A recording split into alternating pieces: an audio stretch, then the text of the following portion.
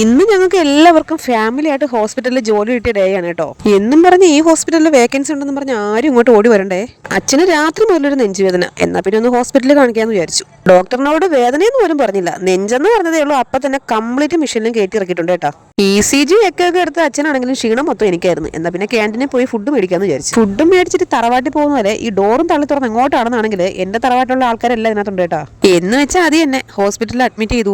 അച്ഛന് വയ്യാതെ കിടക്കുമ്പോഴാണോ ഈ ഫുഡ് അടിക്കുന്നതെന്നാണെങ്കിൽ നിങ്ങൾക്ക് അങ്ങനെ പറഞ്ഞാൽ മതി, എനിക്കാണ് ഇവിടെ മൊത്തം ഓടി നടക്കേണ്ട ഡ്യൂട്ടി കേട്ടാ. അങ്ങനെ അച്ഛനും അമ്മയ്ക്കും ഫുഡൊക്കെ മേടിച്ചു കൊടുത്ത് ഞങ്ങളും കഴിച്ചിട്ട് ഇനി ഞാനും മോനും കൂടെ നേരെ വീട്ടിലേക്ക് പോവുകയാണേ. ഡ്രസ്സൊക്കെ എടുത്തോണ്ട് വരണ്ടേ. രാവിലെ വീട്ടിൽ നിന്ന് വന്നപ്പോ കൈയും വീശി മേക്കോന്ന് പറഞ്ഞിങ്ങ് വന്ന് ബസ്സിൽ നിന്ന് ഇറങ്ങിയിട്ട് മോന് നടക്കാനുള്ള സ്പീഡ് കൂട്ടാൻ വേണ്ടിയിട്ട് 2 രൂപയുടെ സിബ് മേടിച്ചിട്ടുണ്ട് കേട്ടോ. ഇനി വീട്ടിൽ പോയിട്ട് 1.5 മണിക്കൂർ കൊണ്ട് അവ്വേഷമിതേ പോലെ കംപ്ലീറ്റ് ജോലിയും തീർത്തിട്ട് എനിക്ക് തിരിച്ച് നേരെ ഹോസ്പിറ്റലിൽ പോണേ.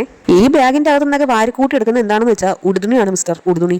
അങ്ങനെ വീട്ടിൽ വന്ന് കുറച്ച് ജോലിയൊക്കെ ചെയ്തതിനു ശേഷം സാധനങ്ങളെല്ലാം എടുത്തോണ്ട് ഞങ്ങൾ നേരെ പിന്നെയും ഹോസ്പിറ്റലിലേക്ക് പോവാണേ. ഇത് കണ്ടിട്ട് ആരും മാമിപ്പോക്കടെ പരസ്യമാണെന്ന് വിചാരിക്കരുതേ. ഇതില്ലെങ്കിൽ അവൾ അവിടെ മൊത്തം മാറ്റിക്കും. രാവിലെ മുതൽ വൈകുന്നേരം വരെ ഹോസ്പിറ്റലിൽ അങ്ങോട്ടും ഇങ്ങോട്ടും ഓടി നടന്നുകൊണ്ടാണെന്ന് തോന്നുന്നു. നട്ടലിന്റെ കാര്യത്തിൽ മിക്കവാറും ഒരു തീരുമാനമാവും കേട്ടോ. ഈ ലിഫ്റ്റിലൊക്കെ കയറി കഴിഞ്ഞാൽ നിങ്ങളുടെ മനസ്സിൽ എന്താണെന്ന് എനിക്കറിയില്ല. എന്റെ മനസ്സിൽ വരുന്നത് ആംബുലൻസ്, ഫയർഫോഴ്സ്, തീ, അങ്ങനെയുള്ള കാര്യങ്ങളൊക്കെയാണ് കേട്ടോ. എന്താണെന്ന് എനിക്കറിയാൻ വയ്യ.